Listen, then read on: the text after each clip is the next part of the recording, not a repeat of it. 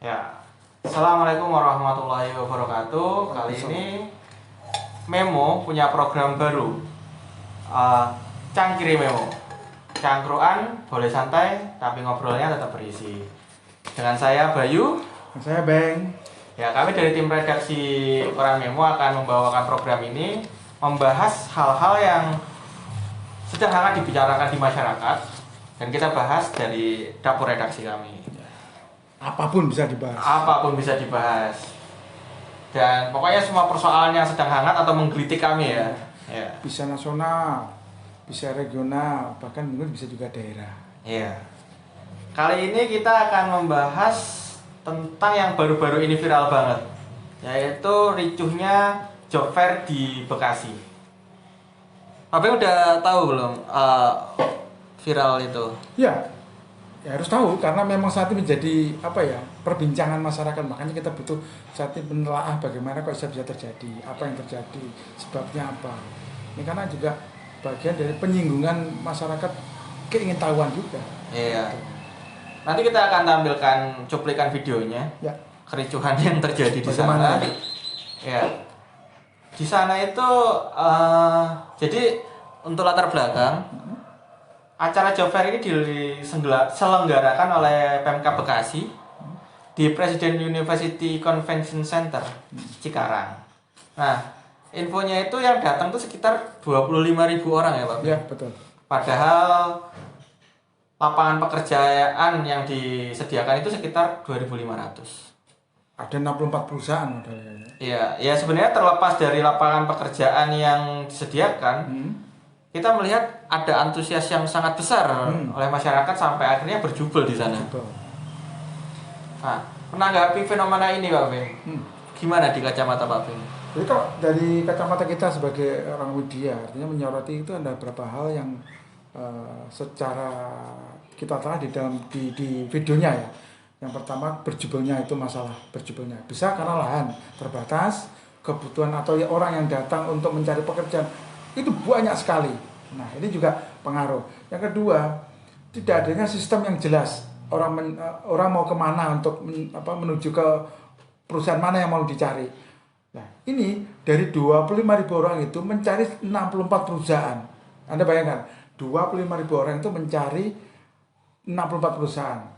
Dan yang diterima hanya 2.500 di 64 perusahaan. Berarti kan 1:10. Itu berjebol bagaimana satu setelah ke pintu 1, ke pintu 2 sampai ke pintu 64. Karena apa? Dia paham, dia tidak mencari satu titik di perusahaan satu titik, tidak. Tapi 64 mungkin dia membawa lamaran 64 mungkin ya. Atau cukup 10. Atau mungkin satu aja. Tapi kalau melihat dari fenomena yang ada, dia pengen mencari semua dimasuki. Dan ini menjadi terjadilah seperti pingsan, berantem. Karena apa? Orang di sana pasti sumuk, mesti jelas, panas. Dan itu menjadi emosi cukup tinggi. Orang harus kesel-kesel cari kerja ini, senggol dan sebagainya. Akibatnya itu tadi. Yang salah siapa? Tidak ada yang salah, tidak ada yang benar. Itu saya menyalahkan dia. Kenapa? Itu tadi harus panitianya harus mencari yang benar bagaimana agar tidak terjadi itu. Iya, tapi ada yang menarik. Terlepas dari itu, perbincangan di media sosial itu ada yang berkata seperti ini. Sebenarnya perusahaan itu juga tidak sedang butuh-butuh pekerja. Ya. Mereka ikut job fair ini karena menghindari sanksi saja. Jadi belum tentu juga lapangan pekerjaan yang tersedia 2.500 itu real ada. Karena mereka juga menghindari sanksi. Kan kita juga nggak tahu mereka harus diterima atau tidak kan? Iya, betul. Nah itu juga satu kendala juga menurut saya. Kan kita tidak tahu. Karena kan takut daripada kena sanksi yang secara administratif atau mungkin denda, saya nggak tahu ya dari pemerintah. Yang mendingan ikut aja lah, gugur kewajiban itu. Bisa aja terjadi demikian. Mungkin dia hanya menampung aja sebagai data. Oh sing mlebu ning perusahaanku. Oh semene jumlahnya banyak segini. Ya sudah kita tampung aja. Nanti pada saat butuh dibuka, mana yang butuh oh ini butuh satu. Ini mungkin ya. Tapi perlu diingat juga kalau melihat dari fenomena Anda, bahkan kalau baca di media-media sosial atau media digital, kan juga ada tanggapan yang lucu bahwa kebutuhan orang mencari lapangan pekerjaan itu artinya orang butuh pekerjaan juga tidak ada terjadi orang butuh, ibaratnya kan gitu kan, kebalik gitu. Seharusnya orang yang tidak butuh pekerjaan berarti yang daftar kan satu dua orang. Nanti kan Iya, bener ya? itu lucu kemarin memang berhembus isu dari pemerintah tanggapan lah dari pemerintah. Menanggapinya malah fenomena yang ada di Bekasi kemarin itu bukan suatu sulitnya mencari pekerjaan, tapi antusiasme warga yang tinggi. Nah ini kan lucu, diarahkan seperti mencari pekerjaan itu adalah hal yang sekunder atau hobi ya. Padahal itu kan primer. Betul. Orang butuh kerja karena mereka hidup butuh uang. Mereka sesuatu. Berarti mereka tidak punya uang karena tidak punya pekerjaan. Akhirnya harus melakukan itu. Iya. Nah, ini kadang-kadang juga ya kita nggak tahu kalau dari segi kami, dari kita, itu artinya apa? Ya biar pemerintah punya kepedulian. Mungkin ya itu satu. Kedua, bahwa apa? Indonesia atau masyarakat atau apa namanya di ekonomi kita itu biar nggak ya baik-baik saja.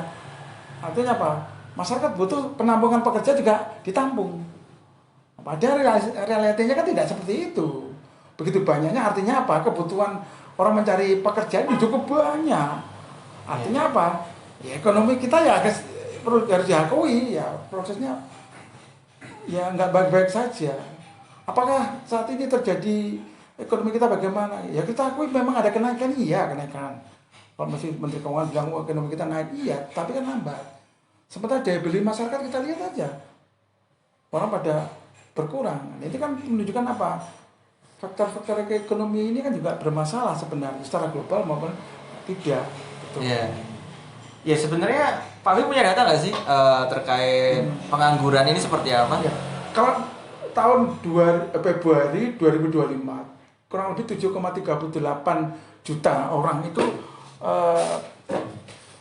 belum bekerja. Ya, saya katakan belum bekerja, pengangguran. Tapi lebih enak belum bekerja. Ya. Itu belum di kota dan di desa. Kalau di desa kurang lebih 33%, sisanya adalah di kota. Nah, artinya apa? Penumpukan di sini, kebutuhan orang mencari kerja cukup banyak. Nah, sementara ini ya, informasi tentang kebutuhan perusahaan industri untuk mencari butuh kerja itu tidak terbuka. Hanya di Job Fair jumlahnya ini, tapi sektor mana nggak ada. Ya, perlu diingat, walaupun di secara data kebanyakan orang belum bekerja adalah lulusan dari SMK maupun SMA, data itu ya. Tapi perlu diingat, yang sarjana pun itu juga banyak yang belum bekerja. Artinya apa? Tambahan orang bekerja itu tidak di tingkat yang terbanyak di SMA maupun SMK, tetapi juga di sarjana. Nah ini, sementara kebutuhan daripada zaman sekarang, era perusahaan kemesunan sudah menjadi era digital, yang semuanya berubah ke mesin, tidak menjadi tenaga manusia yang sifatnya langsung produk. Itu. Ya, memang suatu inovasi itu selalu mengorbankan lapangan pekerjaan. Ya, kita flashback ke belakang, revolusi industri, banyak pekerjaan-pekerjaan yang hilang karena waktu pada saat itu digantikan oleh mesin uap waktu itu kan, akhirnya industri berkembang. Nah saat ini sudah ada AI, mungkin ya Pak Ben, mungkin ke depan sopir tuh nggak ada. Orang sekarang kan mobil-mobil listrik udah bisa nyetir sendiri. Nah, artinya ini juga kita sedang menghadapi masalah besar, walaupun di tengah inovasi yang cepat juga gitu. Betul. Ini pengaruhnya apa? Angka kelahiran. Kita ngomong kan akhirnya kependudukan juga kan masalah itu. Sementara semakin saya katakan tadi, semakin tingkat kebutuhan itu meningkat, berarti apa? Semakin kebutuhan orang mencari pekerja itu bukan semakin banyak, semakin sedikit. Gitu loh. Satu contoh gini. Orang sekarang mencari perusahaan A, dia akan menentukan bahwa produk ini. Ya, dia tidak akan mencari bagaimana orang bekerja untuk membuat produk, tidak sekarang. Tetapi bagaimana saya mendapatkan produk itu banyak, tapi yang mengoperasikan itu sedikit. Itu yang sekarang terjadi. Nah, kebutuhan ini terbatas. Nah, ini yang harus dipikirkan. Nah, contoh kan itu akhirnya. Semakin meningkat, bukan semakin butuh tenaga kerja banyak, bukan. Semakin sedikit kebutuhannya. Karena apa? Itu akan dilakukan oleh mesin. Iya. Itu. Iya, kita sepakat kalau memang pencari kerja di Indonesia memang sangat banyak ya kan, pengangguran masih banyak. Nah, saat ini kalau kita melihat sektor industri Pak Beng, sebagai penyedia lapangan pekerjaan, sebenarnya kondisi mereka seperti apa? Apalagi kemarin COVID nih sebenarnya gimana? Masih berdampak? Sangat-sangat berdampak pertumbuhan ekonomi ya. Setelah COVID kita belum naik, ini masih ada terjadi secara global perang antara Ukraina sama Rusia, terus kemudian kenaikan harga minyak, kemudian juga masalah saat ini bagaimana Amerika memperlakukan pajak terhadap negara-negara yang bekerja sama dengan dia. Akibatnya apa? Biasanya kita mengoleskan dana umpamanya 100, tapi dapatnya hanya 50, pengeluarannya 100, tapi pendapatan kita mendapatkan hanya separuh. Ini kan juga rugi kita. Nah, itu padahal kita juga butuh apa? Ada kerjasama yang sepihak yang menjadi suatu sama-sama menguntungkan, berdampak sama-sama. Sekarang kan tidak. Kita mau ke Amerika di atas 20% pajaknya. Sementara mereka ke kita tidak ada perubahan. Apa yang terjadi? Berarti kita kan mengeluarkan lebih banyak. Artinya apa? Duit kita terkuras lagi. Mempengaruhi nggak? Ya mempengaruhi. Mempengaruhi apa? Infrastruktur pembangunannya juga, pemberdayaan manusia di lapangan pekerjaan itu juga mempengaruhi karena butuh itu. Iya. Itu. Iya, dengan majunya era digital sekarang, perusahaan juga sedang efisiensi berarti ya. Betul. Pemerintah pun juga efisiensi sekarang, kita tahu. Bahkan media saat ini banyak collab yang besar-besar. Iya, kemarin juga seperti Street Test juga PHK, startup banyak yang PHK karyawan. Nah, ini harus seperti apa ini? Ini mungkin dari penonton kita belum tahu ya. Di Indonesia, tenaga kerja yang berada di lingkungan media ada sekitar 1.200 orang itu PHK, media orang. Itu baik media televisi, cetak maupun online. Terutama kebanyakan dari televisi. Bayangkan 1.200 orang hilang pekerjaannya. Karena kembali lagi efisiensi. Pemerintah tidak bisa menganggarkan promosi begitu banyak. Nah, itu yang menjadi kendala. Akibatnya apa? Efisiensi itu bisa satu, mungkin masalah operasional ditekan, kemudian mungkin juga efisiensi masalah tentang perusahaannya, contoh bisa dikurangi jamnya kerja, terus pemanfaatan untuk pemakaian perlengkapan. Yang terakhir terpaksa kalau nggak bisa efisiensi putus PHK, seperti kejadian yang di media-media lain, mungkin juga seperti Setek dan sebagainya. Itu kembali lagi tadi, mau nggak mau kembali lagi, dan ini yang menjadi pemikiran kita bahwa ternyata yang tadi baik katakan, orang mencari pekerja itu banyak, yang PHK juga banyak, kan nambah lagi nih. Nambah lagi. Iya. Nah, apalagi melihat realita masyarakat sekarang di Indonesia, kebanyakan kualitas mereka adalah kualitas yang belum berketerampilan, atau mungkin keterampilannya sebagai, ya mohon maaf, buruh pabrik gitu. Makanya ketika pabrik-pabrik ini kolaps, ya akhirnya mereka juga bingung mau kerja apa lagi. Iya, benar. Saya setuju. Jadi memang perlu adanya pengaruh atau kebijakan atau solusi atau pemberhati pemerintah terhadap hal tersebut. Nah, kalau melihat daripada kita kan tadi kan banyak yang yang mencari pekerjaan di tingkat SMA, dan artinya apa? Kalau mungkin di perusahaan atau industri itu kan buruh, ya kan? Nah, kalau itu semakin berkurang, apa yang terjadi? Nah, itu pemerintah juga harus tahu solusinya kan itu. Salah satu pemberdayaan nanti mungkin juga akan kita bicarakan di sini, kita ngobrol-ngobrol. Nah, kita menyorotkan itu. Pemerintah sekarang bagaimana? Pertanyaan kan gitu. Yeah. Sudah berdampakkah? Sudah melakukan usaha? Mungkin sudah. Tapi perlu juga lebih keras lagi, lebih punya terobosan baru. Terutama kalau saya melihatnya terutama di daerah. Ini yang penting, gitu. Sangat-sangat penting. Walaupun di kota dan Kabupaten Kediri tingkat pengangguran turun, 2024 sangat turun. Tetapi secara global pemberdayaan untuk daya beli masyarakat tetap masih kurang. Gitu. Jadi masih bergairah, masih cara gairah itu gak langsung dia enggak. Joget-joget gak langsung joget orang Indo dan cita ada. Jogetnya jadi malu-malu gitu loh. Perlu penyelesaian yang cukup frontal itu. Tapi kan mau enggak mau harus frontal, karena apa? semakin terus meningkat kebutuhan terus meningkat. Itu. Iya. Jadi bisa juga dibilang kebutuhan dari perusahaan atau industri yang semakin meningkat ini tidak dibarengi dengan kualifikasi dari masyarakat kita. Iya. Salah satunya itu. Karena Pak Jadi di saat itu terjadi, SDM-nya tidak memenuhi standar yang harus dilakukan untuk memenuhi standar dari industri itu sendiri. Nah, kualifikasinya apa? Mungkin dia kurang masalah tentang IT, mungkin kebutuhan digital, mungkin komputerisasi dia tidak tahu. Ya, mungkin juga kan faktor-faktor itu. Nah ini kan sudah mulai mau suka tidak suka, mau tidak mau juga harus berkecimpung di dunia itu, karena itu memang dia harus dijalani. Nah ini yang mungkin tidak dilakukan. Akibatnya apa? Itu tadi, akhirnya tersingkir dengan waktu, tersingkir dengan masa dan sebagainya. Itu. Iya. Jadi mungkin solusi apa yang bisa didorong ya Pak Ben? Nah kalau solusi memang jadi gini, kacamata dari redaksi ini mencoba untuk menelah itu ya. Artinya apa? Kan kita sudah tahu kebutuhan dari masyarakat apa, kelemahannya apa dan sebagainya. Ternyata kan dari kebijakan pemerintahan. Artinya apa? Kebijakan pemerintah harus memberi ruang untuk perluasan tenaga kerja, memperluas ruang kerja. Ini yang paling penting. Nah, menuju kemana mereka? Harus membekali pemberdayaan daripada masyarakat itu sendiri. Nah, sekarang dulu mencari kerja, sekarang mindsetnya dirubah, mandiri menjadi apa? Peluang. Yang terakhir apa? Menciptakan ruang kerja, itu yang paling penting. Itu yang menurut dari analisis diskusi dari panitia redaksi kita.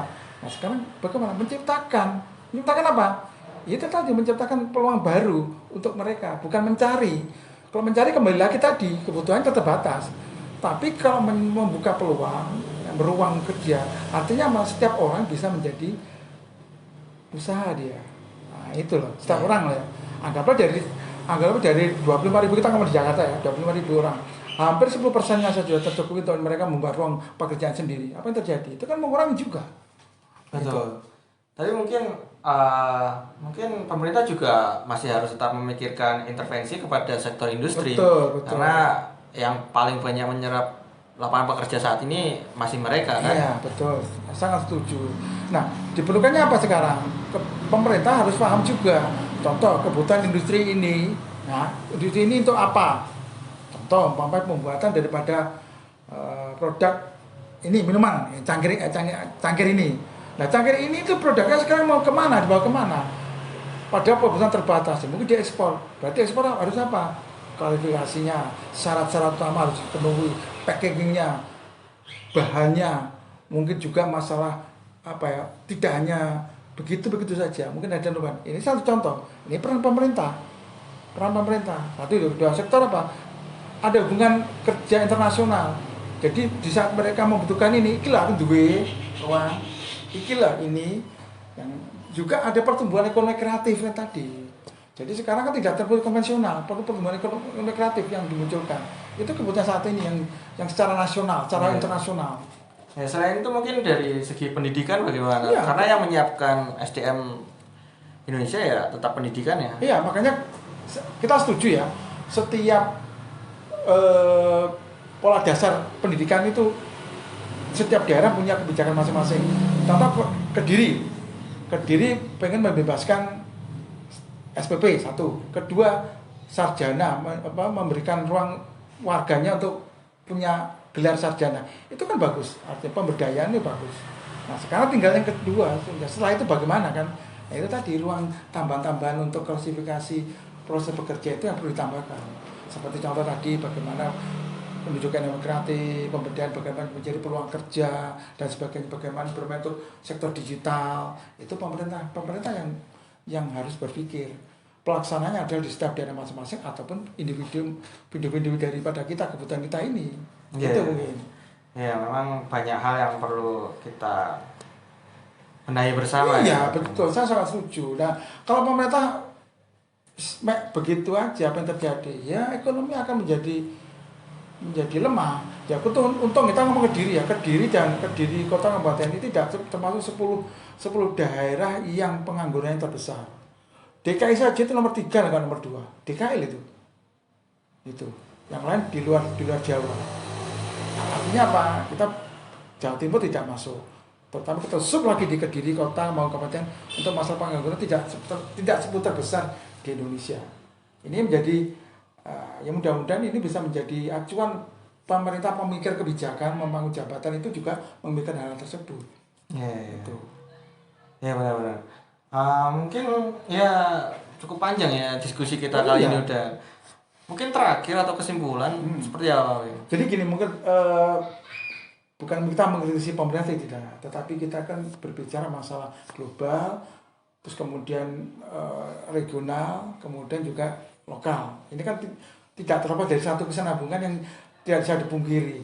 Kecil menjadi besar karena besar juga akan menjadi global. Nah, menurut saya yang paling utama untuk kesimpulan ini kita ngobrol-ngobrol santai juga sebagai dari untuk memberikan solusi kepada pemerintah. Yang pertama itu tadi pemerintah harus bisa menciptakan peluang kerja. Yang kedua adalah pemberdayaan masyarakat itu harus ditingkatkan. Yang paling penting. Terus yang ketiga, memberikan kebijakan ekonomi yang menguntungkan bagi para pembuka usaha. Itu yang paling penting. Entah apa itu. Entah bisa pajaknya, mungkin distribusinya dikurangi, mungkin sektor-sektor mana dia membuka itu sendiri. Itu menurut kami peluang-peluang yang harus dipikirkan oleh pemerintah daerah. Kalau tidak itu, saya kira juga akan sulit. Karena apa? Yang bisa menyalurkan informasi kebutuhan itu kan ya pemerintah. Melalui badan-badan yang mungkin perekonomian, perdagangan, mungkin bisa kerjasama dengan sedikit naik ada dengan Kadin atau HIPMI atau apa-apa. Itu kan itu pemerintah. Itu. Karena intervensi yang bisa melakukan ya pemerintah. Dengan suatu aturan ya itu sudah menjadi intervensi. Nah, kita kan nggak bisa apa-apa. Bisanya kan kita mengontrol, mencermati, memberikan informasi kepada masyarakat. Inilah media ini kita memberikan ini. Kamu harusnya gini pemerintah, masyarakat begini ini. Kita ini itu peluang kita sebagai kontrol sosial, kontrol daripada pemerintah, peran media gitu. Itu makanya kita ngobrol di sini. Tujuannya apa? Ya itu tadi biar pemerintah juga paham bahwa ternyata di daerahnya itu masih peluang-peluang pekerjaan, pencari pekerja itu masih banyak orang yang masih berusaha untuk itu. Nah, bagaimana pemerintah? Monggo silakan. Kita sudah memberikan gambaran-gambaran mencermati salah satu sisi mana yang bisa dia mungkin mereka menjadi bagian untuk mencari solusinya tadi. Iya, memang fenomena kemarin membuka mata kita kalau ini bukan suatu hal yang sesederhana itu. Ada banyak hal di belakangnya yang perlu kita cermati. Nah, mungkin sampai sekarang mungkin mungkin sekian saja dari kita. Nah, tunggu obrolan-obrolan kami di episode selanjutnya. Yang paling penting ini, yang penting. Jadi peran daripada masyarakat. Anda bisa kasih komentar, masukan terhadap program kita, masukan terhadap pemerintah. Ya mungkin kita bisa discuss nanti di episode berikutnya. Ya, yang benar itu bukan kita, yang benar hanya miliknya. Kita hanya sebagai penyampai, gitu ya. Kurang lebihnya mohon maaf lah. Apabila ada sesuatu yang kurang berkenan, kita juga mohon maaf. Nah, terpenting kita sama-sama mencari solusi untuk bangsa ini. Terima kasih.